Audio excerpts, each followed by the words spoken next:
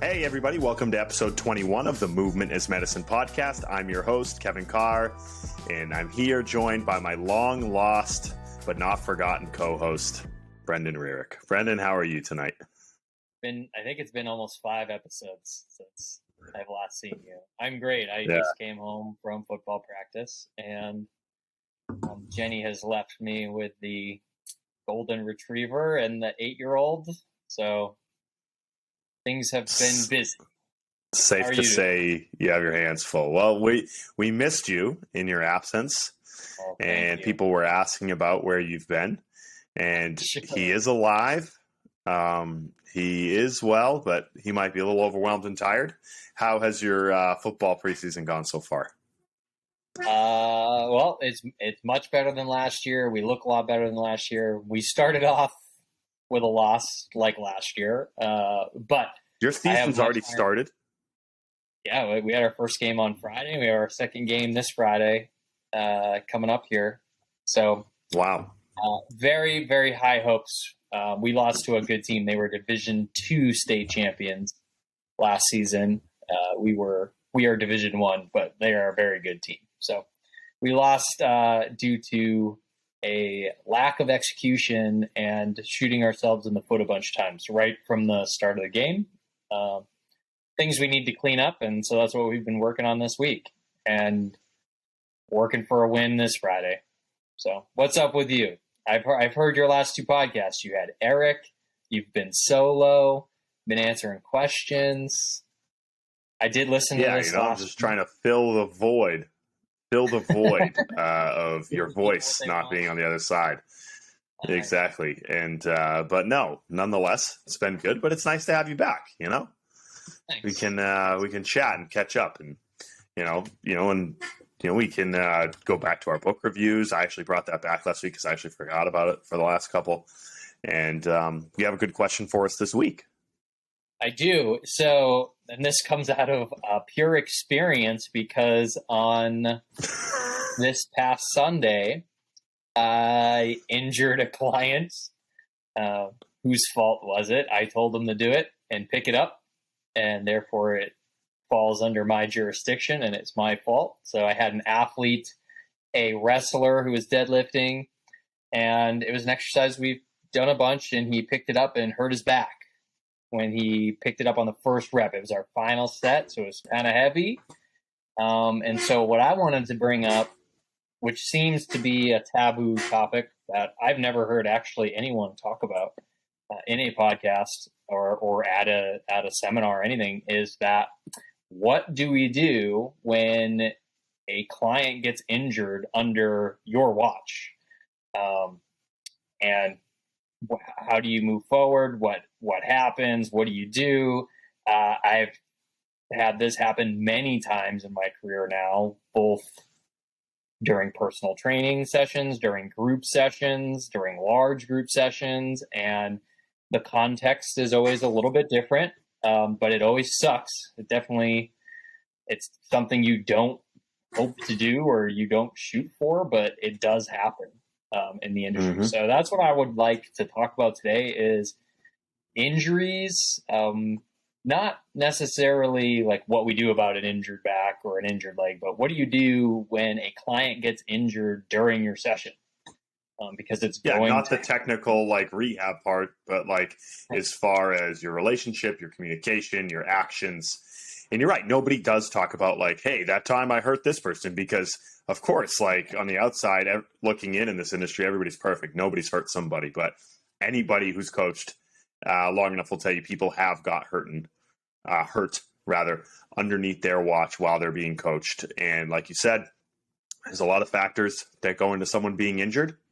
The load, the day, the fatigue, what's going on outside. It's impossible to say, for the most part, that, you can boil it down to one thing. But obviously, looking back, when you're the coach, nothing feels worse. And you're going to immediately question all of your decision-making leading up to that point. So I think that this is a really good discussion, especially for younger coaches to hear, as maybe they're going to at some point hurt somebody, to hear that people who've probably been doing this much longer than them have undoubtedly made the same mistakes and been through it and turned out to be okay. It doesn't mean we want it to happen, but injuries happen in the weight room. If you're going to coach, it's going to happen. Yeah. And so I think the first thing is I love the extreme ownership principle. I immediately take that on and say, my fault. And when I do that, it takes some of the onus off of them, whether regardless it was their fault or not, or whoever's fault it was. When you take on that responsibility and you look at it through that lens, now we have, well, one, an apology, two, communication, and then three is we have some sort of action or plan moving forward. And the fact that you do feel pain for that person or compassion or you feel bad, I felt awful about this kid hurting his back. Like, I know what it's like to hurt your back and it sucks. And he did it because, I mean, it's something I told him to do. I picked the weight. I even put the weight on and I felt terrible about it. So that just means that I care. And so that's a good thing, right? So we got to reframe that. So I took this extreme ownership principle. I do this with my football players too. So again, the context is different. There's a lot more of them, and there's a lot of other things. There's a lot of things that happen that necessarily aren't my fault. But when I say, yo, when that hamstring you pulled there running during the game, that's on me. Like, that's something that I can help reduce the likeliness of. And when you take that mindset, you have an action plan moving forward. And it's also, you create that relationship. Like, I got your back. Like, it's you're in the right place and we're going to figure this out together. So the first thing I did with this kid was I was like, listen, that's my fault. Like, I think we went up too fast. That's on me. So, let's do XYZ now and see what happens and see how it feels. And I need you to communicate with me for the rest of the workout. And we did. It was probably 20 minutes into the workout and we still got 40 minutes of a workout in. We just changed it up. I showed him some stuff he could do to relieve. So I believe it was a lumbar strain. He pulled lower erectors based off of everything he was telling me. And he had more on the left side than the right. So we just went, hey, we're going to stay upper body for the rest of the workout. And I'm going to show you some techniques, some muscular relief stuff, some soft tissue stuff that you can do standing up against a door here or a wall. And you just need to give me feedback the whole time. Because I had his brother training there too. So I would tell his brother, hey, do this. And you're going to do this based off of what just happened, and I just want you to communicate with me. And then I immediately called his dad right after we were done and said, hey, he hurt his back on a deadlift. It was my fault. I went up too fast with the weights. I just wanted to let you know these are the things that we did after. So we did a ton of upper body and core. And these are the things that I showed him that I want him to do at home for the next few days. Take some NSAIDs or some ibuprofen for the next few days, just to get through and stay moving. Don't let him get stagnant. And I'm going to check in 2 days. And he was very appreciative of that. And he said, we'll monitor it. So it's Tuesday. That was on Sunday. So I'm going to call him tomorrow and follow up. So that's what happened. I like to take the extreme ownership approach now. I definitely didn't do that in the beginning of my career. It's something you learn to do. But I think when you do that, everybody wins and I get better. Like, it just means like I'm taking that torch or that responsibility. And now I've got to figure out how do I mean, you probably won't stop it from ever happening again, but how do we limit the likeliness of it happening? Yeah. And the idea of the extreme ownership piece, besides, just the moral piece that, like, yes, we should, take responsibility because we are the person in charge in the weight room. It also, from a business and relationship standpoint, can go from you losing a client or losing the belief of somebody you work with to actually making them a lifelong client. It actually makes them more endeared to you. In my experience, I've seen, we have a policy at MBSC, like someone gets hurt, same thing. One, make sure everything is okay in the immediate. Do give them things to make them feel better. Document the injury. Contact the parents if they're underaged. And then the next day, follow up, call. Okay, hey, check in, see how they're doing until they come back again. And just those little steps show that you care. And most people are reasonable in understanding that, hey, sometimes things happen in the weight room within reason, as long as you're not doing something ridiculous and torturing these kids. Most parents in that instance understand that, things happen. And if you show that, you're looking out for their best interest and that you care for them, generally speaking, they will continue to train with us, first off, so long as we're not hurting more people. And it actually, I think, almost develops the relationship in an odd way, because you took the time to call them and take responsibility for their child, as opposed to just sending them home injured and not saying anything, which is what I think a lot of people who are really scared might do, right? They're like, oh my God, I can't believe this happened. They want to run from it, because you want to hide under a rock somewhere when something like that happens. But ultimately, the right thing to do is go into where it feels uncomfortable. And you learn to do that after you've been through it probably a couple times. Yeah, I remember. So my first personal training client ever, and I do not remember his name. He came in, told me he had a previously torn ACL 20 years ago and never got it restructured. And so that was his main concern. Other than that, it was like, I just want to be healthier and the standard. He's in his 60s. So at this point, I'm 21 years old. I had just started 4 months ago at Boyles. So I'd only ever trained myself and trained groups at Boyles under that system. So that's all I really knew about training somebody else. So I took him through the dynamic warm-up. I remember we were doing straight leg skips. And now I realize straight leg skips aren't good for somebody without an ACL. Who's 60? So at 60. So he does 3 of them, and then he's on the ground holding his knee. And I feel fucking terrible. I was like, this guy just hold me. The only thing he doesn't want to do is hurt his knee, and I have him do straight leg skips because that's what we do with everybody at Boyles, because that's all I know. And he's on the ground writhing in pain, and now he's got to limp out of here. And he did. He limped out of there. I called him the next day, and he had to go to his doctor and a physical therapist. And I reached out to him again one more time after that, and I never heard from him again. So he said, I'm not going back with this fucking kid. I'm not going back with this guy. He's gonna tear my ACL or my non-ACL again and rip up my knee. So, but okay, terrible feeling. I mean, it's not what I had planned to do, but it's all I knew to do. And as a new trainer, you're not going to know everything. So I learned a lot, though. I never did straight leg skips. Actually, I never did straight leg skips ever again with the adult population. It was only with athletes because they don't. It's not necessary. It's not needed, and it puts a lot of high velocity with knee extension. So I learned something. That's the benefit of that.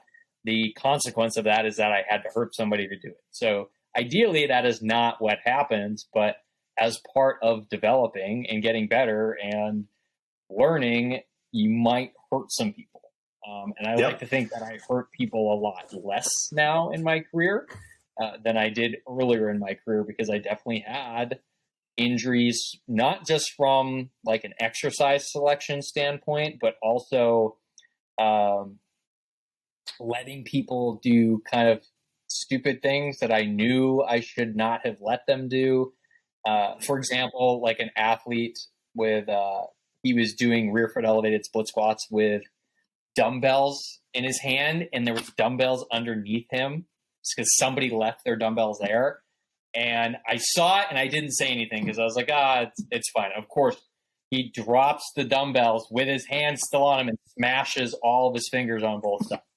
Yep. I was like, you got to be kidding me! Like, but I knew better, and from then on, I never let that happen again. So there's these things that happen that are part of the natural process of training and learning and getting better. And unfortunately, that can sometimes come at the expense of individuals that you are training, especially when you are a new trainer. No, I never went into a session trying to do that or hoping for that. But it is a part, and maybe a necessary part of the process. And you can't stop everything. Like, no. Sometimes when you're lifting, you just pull something or you just get hurt. Like, it had nothing to do with your exercise selection process. It had nothing to do with that they didn't sleep enough that night or that it was too heavy. Sometimes you just moved wrong and it happened. So, like, and I think that you brought up a good point about a lesson that I learned, and you just nailed it on the last story of you hurting somebody, where you said, like, you had a little inkling, you had that little feeling that you should have said something or done something different. And part of being a coach and maturing is understanding when to listen to that voice. And so, because now you probably just act on it. Hey, just get those dumbbells out of the way, guys, before you go. When you're a younger coach, you don't want to rock the boat. Or you don't want to, it might be an athlete you haven't really coached before, and you're like, don't worry about it. Or, and you don't say it. Like, I can think about this story. I've told this story at a bunch of times, where I had this woman who was probably in her mid 40s, and she was only had been at Boyles probably for couple weeks, and she was in an adult group, and we had hurdle jumps or hurdle hops that time, and these were just like either over the ladder or over the 6-inch hurdles, right? So not exceedingly huge, but we were doing one leg hops, and I remember kind of thinking, like, I don't know if this lady can do these or not. She wasn't in great shape yet, but she was working hard, and her being like, no, I really want to do them. And I'm like, all right. Sure enough, about 2 hops in, her ankle folded up like a beach chair right when she landed. And that thing swelled up. It must have swelled up before she hit the ground. I mean, this thing was like a freaking grapefruit attached to her ankle.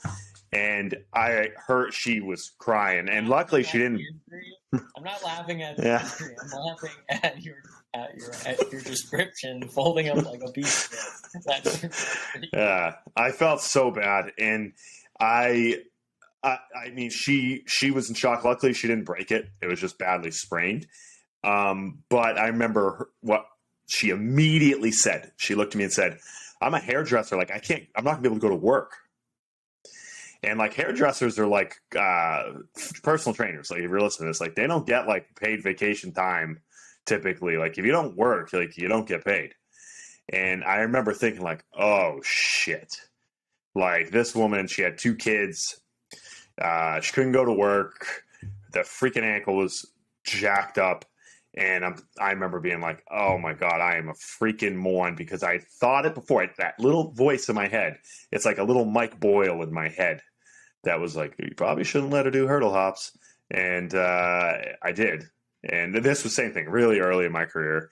And now, like, I immediately am like, oh, no, how about we go try box jump on 2 legs over here? And so you learn where, okay, this is where I need to be cautious, because the consequences could severely outweigh the benefits. And now, like, you just don't make those mistakes anymore. But like you said, early on, there's really nothing you can do probably until you make a few mistakes that stick hard enough in your mind, and that feeling that was in the pit of your stomach, how bad you felt, kind of drills it into your head. Yeah, that's the hard part about this, is I don't want to say, I don't want to say that you have to hurt some people to get better, to become a really great trainer, but that's the truth, is you kind of do, and it's kind of part of the process. And of course, you read all the books, you go to the seminars, you go and do an internship, and you might hear us say this on the podcast, and now you know about it, and it's still gonna happen. And again, I'm 13 12, 13 years in, and it happened on Sunday. And it's still the worst feeling in the world. And I'm not proud of it. I'm proud of how I handled it, and that now I know almost exactly what to do and how it works.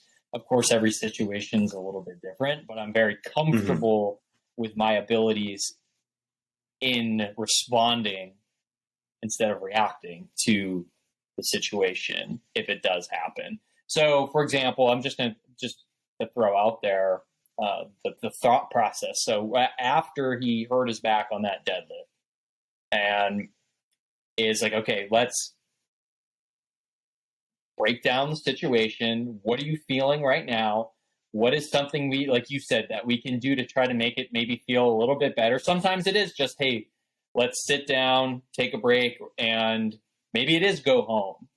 In this situation, because he was training with his brother, I wanted to keep him moving.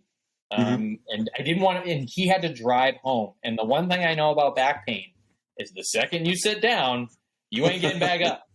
So I was like, hey, let's just keep moving. I want you to come over here. I want you to massage the muscles on the side of your spine and your hips. Tell me how that feels. Can you hit that spot? And then his brother was over here doing sled pushes. He was doing the core stuff. He was doing push-ups. He was doing all the stuff that I was going to have him do on the next circuit. And so I said, okay, you can still do the push-pull with a lighter weight. You can still do the curls, and then we'll roll out your back and keep stretching. And I just want you to keep moving. If it gets worse, let me know. And I might just have to send you both home because you need to drive home and get home as quick as you can.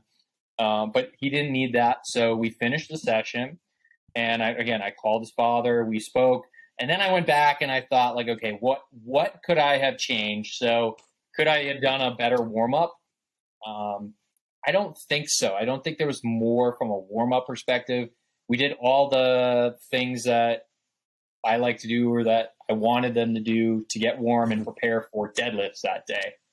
So then I thought, like, okay, I went through my deadlift, like, because they each, both brothers they're 4 years different in age, so they deadlift different amounts.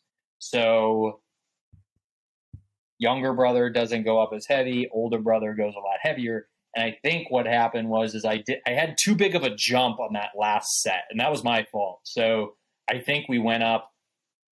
He did 155 for 8, and then because I was using 10, 15 pound plates, I threw on 25. So he actually jumped 50 pounds on that last set, and we went to 195. So he's done 195. Or sorry, that's 205. He did 205. We've done 205. We've done 225 before, but it was just way too big of a jump. And then I thought, like, okay, what was that, a lapse in judgment? Was I just not paying attention? Like, what can I do next time to make sure that I don't let that happen? And maybe it is just being more aware of the situation. Or maybe then I thought, like, maybe I'll have the younger brother deadlift in the first round. So it's his weights. Just we go 20 pounds at a time. And then brother number 2, the older brother, stronger, the one that got hurt, will deadlift in circuit number 2. So he's just, the hardest part is the changing of the weights for the different individuals. And then I lose track of who did what, when, and how many reps. And I try to keep track of all that. So I kind of break it down. Like, how do I not let this happen again? Like, and why did it happen? So that's kind of what my thought process was. So I dealt with the situation, I communicated, and then I thought, like, okay, how do I not let this happen again? I think that's what I'm probably going to do for both bench press. And so we bench press one day, like that's our main focus, with a bunch of other single leg core stuff and sleds. And then trap bar is the other day. So I'm going to have them bench press separately instead of at the same time. So I stop mixing their weights, and I'm going to do the same thing with trap bar. So I think you have to go back and reflect and review. I think this is another part of, you use the word maturing as a trainer, is now I go back and I say, like, okay, why? And then what can we do to make sure this is less likely to happen again? I don't want to say never happen again, because shit happens. And again, I'm going, if you do this for a living and you train I know in football, especially when I have 65 kids and me lifting all at one time, injuries are going to happen. That's the nature of it. I try to limit them with my exercise selection. I try to limit that with my communication, telling them, hey, if it hurts your back, you got to tell me, which half of them they don't always do. You know? Yeah, they don't always do. Or, hey, you probably should have told me that you had a slipped disc or you had spondylolisthesis in your back or that you had your shoulder reconstructed 3 months ago. Like, that would have been nice to know. But 13 and 14 and 15-year-old boys don't always tell you these things. And then I find out after they've already tried bench pressing and pull-ups and they can't lift their arm anymore. So like sometimes, again, but if I take that extreme ownership principle and I say, okay, that means I have to keep communicating more and better, and I have to keep my exercise selection on point. But also I need to be kind to myself and say, sometimes you're going to make mistakes. Sometimes people are going to get hurt. And as long as we minimize that as much as possible and we reflect on it and try to get better, I think you're a pretty damn good trainer if you do that. Yeah. And I think what you brought up too is, I think why you see more division now in our industry on things like exercise selection or just training beliefs is because I feel like lots of times you're having discussions between people who are in two different contexts. And so when you're someone who is coaching a large volume of people like you do or I do, and you're having a discussion with someone who maybe just online coaches or is just like a fitness person on the internet and doesn't actually coach anybody at all, they don't have these experiences to color their beliefs or color their exercise selection or color their training philosophy. I think to Mike, in most of the decisions that we make from a training perspective, he always said, what's the quote? He's like, I remember him saying, like, I shifted through the shit and injured people for 25 years. So you guys didn't have to make the same mistakes as me. And, that, and again, even though someone who says that to your face, you're still going to make the mistakes as you and I have. But it's funny because I think a lot of times you have people who say, oh, why don't you do this exercise? Why don't you do this? Well, because I had these multiple experiences where it didn't go well, and I'm still getting results by not doing that. And so the number one thing we're entrusted to do from a training process is to keep people healthy and keep them from getting hurt, especially when you're entrusted to someone's children. It's even more, there's a little more gravity there. And so really, that's, I think, the root of all our decision making lots of times is, hey, like, just from my experience, I don't really like using that because of things that happened in the past. And that's perfectly fine, because for you, like you said, now you're thinking about, okay, how can I get better? How can I do a better job selecting weights? Or how can I manage a group better? Or what would my exercise selection be? It's all of those decisions really often come from a negative experience prior. I can't tell you the number of times because I've been out of boils now for the last 8 years, and there are so many times where I've strayed away sometimes from the philosophy, and something happens, and then I think, God damn it, Mike was right. And I hate to admit that, but I see something or I watch somebody else do something, and then I see it happen, and I'm like you said, Mike told us, I did that 25 years ago, don't do it, and yet I'll do it, I'll try it with this person, and it happens exactly what he said was going to happen. So I love the analogy of stairs. So if you had the choice between starting at the bottom of the stairs or starting at the top of the stairs, I mean, I'm going to start at the top of the stairs, because that's what working under Coach Boyle and his philosophy allowed me to do. Was I didn't have to start at the bottom of the stairs and take all those stairs up. I got to start at the top. And the end of the story is that the stairs just keep going. So I'm starting at the bottom of my stairs, but not at his bottom of stairs, which he started his climb in 1980. So Yeah. his 30 years experience, they standing on the shoulders of giants.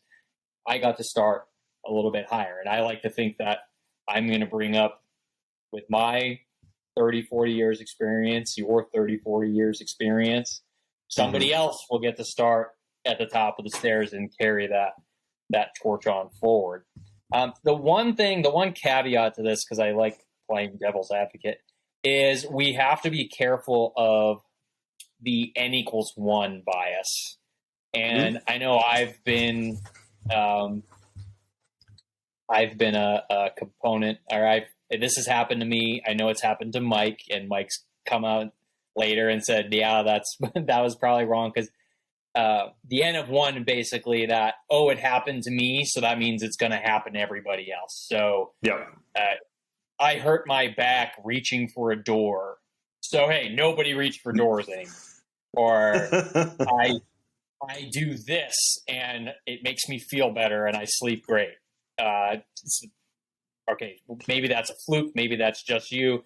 I eat a pine cone and I feel stronger, right? So everyone should eat pine cones. So the N=1 bias, we have to be very, very aware. You as a trainer and I as somebody who dispenses fitness information, I have to be very aware of my own biases, and that just because it works for me doesn't mean it's going to work for somebody else. And we probably see this the most in the diet world, right? Like, I do keto, I lost 70 pounds. Somebody else does keto and they're in the hospital, right? I do this shake diet and I feel great. Somebody else does this shake diet and now they're anemic and they feel terrible. So it's probably most prevalent in the nutrition or diet world. But I just want to throw that out there, that we need to be very, very careful of the biases that we have in the N=1 study, right? So just because it works for you or worked for that client or works for this client doesn't mean it's going to work for everybody else. Or just because I did a straight leg march or straight leg part of the dynamic warm up, and that guy hurt his knee, I immediately got rid of it for everybody, because that means everybody else is going to hurt their knees. And it's like, probably not, but it's probably a better decision to take it out for certain people, but not everybody. So we got to be really, really careful to not allow that to happen. So it's really an awareness thing. And again, this comes back down to reflecting, like reflect upon it. Like, okay, should I not have everybody do this, or should I just select who can and who can't? Yeah, and I think it's also understanding that, like, biases are helpful when they help you in your context, and understanding what yours are important. So, like, a lot of our biases at MBSC are because we have large volumes of children and untrained individuals. And so our decision-making is directly influenced by that. And we only do things that we can coach and have equipment for en masse, right? Like, hey, we need 10 Kaisers, we need 10 sets of dumbbells, we need 10 platforms. All of our decisions are going to be determined by that. And as in any setting, like, really your logistics, your audience are the people that are going to color how you train. And so our biases allow us to do the best job that we can in the environment with the population that we have. And then when I go and I talk to someone who only trains powerlifters individually and is a powerlifting enthusiast, and they're like, oh, well, why don't you do, back west side, and, why don't you do back squats, and, why don't you, deadlift or power clean from the floor with a straight bar? And I say, well, for us, that doesn't work, because their setting is completely different, right? And they have individuals who are invested in probably learning those skills. Specifically, they want to get better at those specific aspects, where the people who come to see us do not, right? And so I think that right there is the root of all issues between coaches. Right there is typically, I see these arguments going on between people who have completely different settings, completely different populations, thus completely different beliefs. And that's okay. They can both be the right beliefs for your own setting, but probably not in each other's. If I went into their world with my beliefs and they went into my world with their beliefs, we'd both fail. And so understanding that and looking around and saying it's okay to have your biases if help you in your context, but not being absolutist at the same time.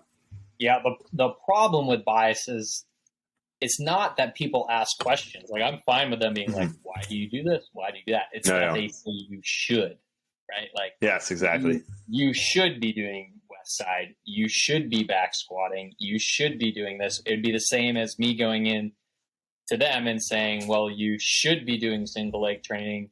You shouldn't be back squatting. This is the problem, is that that's a closed, that individual or that line of narrative is closed-minded. Mm-hmm. You don't have enough open-minded or open-ended questioning. And one of my favorite things to do at the beginning of the CFSC is I tell people that our CFSC program, what you're about to learn today, is good for about 80% of your people. So I like to think of the CFSC, Certified Functional Strength Coach, as we cast a really big net and we catch a lot of fish. But you don't catch a lot of fish. The Certified Functional Strength Coach is terrible for powerlifters. Terrible. It's good for building a base of capacity, but it's terrible for winning a powerlifting meet. You won't win. Straight up, you will not win a powerlifting meet doing Certified Functional Strength Coach. I'm sorry. And you will not win the Olympic lifting medal at the Olympics doing the CFSC program. You will not. You could build a good base. You could help use it for somebody rehabbing or their first 8 weeks of training, but it's horrible for Olympic lifters. So there's these certain, like you said, contexts that it's not going to be helpful for, and you need to know what lane is yours. And again, our biases work great for that, but our biases would not work for certain other goals or adventures or beliefs or what other people want to do. Like you said, powerlifting, or somebody who only wants to Olympic lift or go to an Olympic lifting competition. We are not the right philosophy or program for that. And I'm more than happy to admit that. And I think that's where we get in trouble as a profession on the medias and the arguments, is when people say you should. That's the narrative that is a problem, because it's closed-minded. You should do this, you should do that, you shouldn't do this, you shouldn't do that. When it should just be why? Why are you choosing to do that? Is there a better option? I don't know. Maybe in the context, maybe there is. Maybe there is a better option. So I have the right to change my mind, or maybe I haven't explained my context well enough to tell you why it doesn't, or explain why that your bias doesn't work for me. So. Very good. One more question about injuries is, what is the worst injury or the craziest injury experience that you've seen in the weight room? That I've seen in the weight room? I think it's got to be. So does it have to be me, or what I've seen somebody else do? No, we can't. No, if we start digging into the YouTube videos, you have to have been there. You don't have to be responsible. You were there. As long as you were in the room. Okay, I was. Yeah, so it's the knee stuff that's happened at MBSC before. Broad jumps. Why we don't do broad jumps? Single leg hops. I mean, they're necessary, but they are the most advanced, probably plyometric drill that we can do. And we've seen a couple ACLs, a couple meniscus, a couple MCLs go. Part of the training process. It's the worst feeling in the world.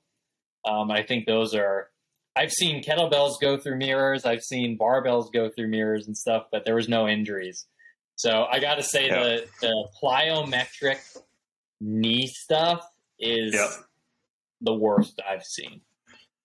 Well, to your note about the dumbbells on the floor, we once had a gentleman who had left his previous set dumbbells next to the bench, and he was now dumbbell benching his next set with those dumbbells on the ground. Again, a warning, do not leave dumbbells next to the bench, because at the end of his set, he then let the other ones fall down while leaving his hands right next to them.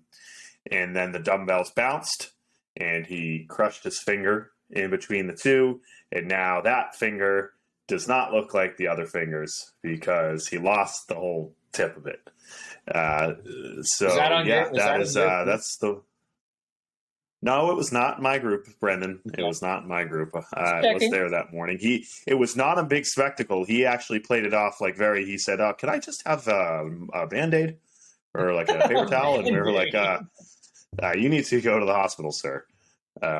But it was, but again, those are things where I look, I'm like, get those dumbbells off the ground. Or Mike talking about the story about BU with the stability balls, the non-burst stability balls and the treadmills. You know, they call them non-burst stability balls because they don't burst very easily. And Mike was saying how a bunch of the guys after the workout in between tempo runs were kicking around a stability ball while the treadmill was running. The stability ball went underneath the treadmill, shot the treadmill up vertically straight into the mirror. And at the end, that treadmill was still running, sitting up vertically with the full stability ball not popped underneath it, right? So imagine if somebody was on top of that treadmill. They would have got a face full of the mirror or the wall on the other side. So, but those scary instances are, why you make a lot of those decisions. My in the other first place. favorite Mike story is the one where they were doing resisted runs at BU, and there was a band with a metal leader that was hooked to somebody's waist belt, and they were doing resisted, and the leader snapped, and it came back and it hit the guy in the forehead, and it basically split his whole head in half because the band shot it back. Luckily, it wasn't his eye, but his forehead. But it's like just stuff like that. Like you just would never think that those resistance bands would snap, or that a stability ball would go underneath a treadmill, and it happens. And all you have to do is say, "Hey, get those stability balls out of here," or "Let's not do that anymore," or "Let's check the bands before every workout." Like. Yeah, there's a reason why we have rules. Because another thing, a question that we always ask every kid or adult before they get on our treadmill is sometimes we have to run inside, and we have to do things like tempo runs where the treadmill will be running and the athlete will step on it while it's running, run, step off, then the next athlete will go, right? So they're getting on and off while it's running. Question that you need to ask is, have you ever got on and off a treadmill while it's running before? When they quickly answer yes, say, hold on, just want to make sure you understand what I'm asking you. The treadmill's running, you step on, you run, then you step off. Could you do that? Because sometimes they go, oh, no, I didn't understand what you were saying. On a treadmill. Yes, exactly. Because very often I've seen somebody step on and go flying off the back. Make sure there was nothing behind the treadmill, like a bike or another piece of equipment, because especially these light little 12-year-olds, they could cover some distance if they go off the back. So you want to make sure all is clear. And again, I've seen a kid fall off the back of a treadmill, so not fun. To tell the parent, I've seen more than a kid. I've seen multiple kids fly up a treadmill. Yeah, it's not and fun. So there's a lot of. You learn to be cautious. Yes, but no, there's a reason why we asked that question, right? And there's a reason why do we? There's a protocol. Why don't we buy metal plyo boxes? Wood plyo boxes. On metal plyo boxes because we've sent multiple people to the hospital after jumping on metal plyo boxes and losing their entire shin and passing out after looking at it. We've had, I remember that summer we had the fire department at the gym 3 times in 1 week. So, yes, there's enough of those stories. I think we've beaten that one up pretty good. So just know that injuring people is not the goal, but it is part of the process, the evolution of becoming a very, very good trainer or strength coach. Do your due diligence. 1, immediately make sure they're okay. 2, you communicate with them or their parents. And then 3, you reflect upon and follow up. And then 3, you reflect upon on what could have changed or what you could do different or what you could do better. and then go back to training people because it's part of the process. So don't be too hard on yourself, but you should feel bad. That means you care. Mm-hmm. That means you're probably going to get better. So, all right, Brendan, do you have a book for this week? I do. I just finished reading, and this is all based off of our conversation with the conversation I had with Doug because you weren't able to make that night. The Comfort Crisis by Michael Easter. Great read. It's actually a phenomenal nutrition book. And not just from like a nutrition standpoint of like what you should eat, but a nutrition standpoint of psychologically why we choose to eat the way we do, and psychologically how you can maybe manipulate your nutrition or whatever diet you're on. And that, I think the biggest thing I got from it is being uncomfortable is part of every process. Like if you want to get really, really good at something, you got to struggle. Like the success is in the struggle. And it's something that we always hear. It's cliche, but hearing it in a book form with all the studies and the examples, and it was very, very good. So The Comfort Crisis by Michael Easter is my book recommendation this week. Outstanding. And Doug gets a nice little shout out in that book as well. Doug was his trainer. Yeah. So yeah. Very, very good. I enjoy that. Michael Easter is a nice guy as well. And so highly recommend that read. Completely unrelated to any topic that we've discussed is my current book that I'm reading, which is called The True History of the American Revolution. If you are a complete nerd and like American history, as do I, then this would be a very enjoyable read. And so what it does is it has a lot of first-person accounts and secondary person accounts. So it's very detailed. It's not like when you'd learn the American history in, in high school, in middle school, and they're like, we came here and we didn't like that they taxed the stamps and we threw the tea in the harbor and the end. And we signed the Declaration of Independence. It's very detailed as far as the different things that were going on at the time. And it's very interesting to me, but I'm also just a history nerd. So if you like history, I would highly recommend this. I got it on Amazon. And I'm actually getting through it pretty quickly. I finished the book Rogues, which I recommended last week, which I very much enjoyed. And so this is the book now. List. All right, what do we got coming up? Level 2s? Yeah, I'm going to Croatia tomorrow to teach a level 1 and a level 2. Nice. Then I'll be back on Monday, and then I'm going to Italy on Thursday. It makes zero sense, so just don't question it. I'm going to take a few days vacation, and then I'm going to teach a level 1, level 2 in Italy in Milan the following weekend. And then we have what else? We have September. We have I've got New York San City. Francisco. Oh, yeah. I've got San Francisco on September 11th. I've got October. I've got Big Sky, Montana. And we also have Edmonton, Alberta, Colorado Springs, level 1s, level 2s. Also in October, end of October, we have Budapest, Hungary. So a lot of events coming up. Very nice. October, we also have Reading, Pennsylvania, level 1, level 2. So October is a big month for level 1s and level 2s, kind of everywhere. So if you are looking now out with for the that, summer over, the fall, September, October, November are always pretty big months for CFSCs. Then it dies down for the holidays, and then we're back at it in February. So, all right. Well, until next time, thanks for putting up with us, everybody. Good talk. I'm glad to be back. See you out there. I missed you. Yep, we'll get this again. We're gonna get back on track here. Well, we got one coming out tomorrow, so this one will come out the following. Perfect. All right. Thanks, Kev. Have a good night, Brendan.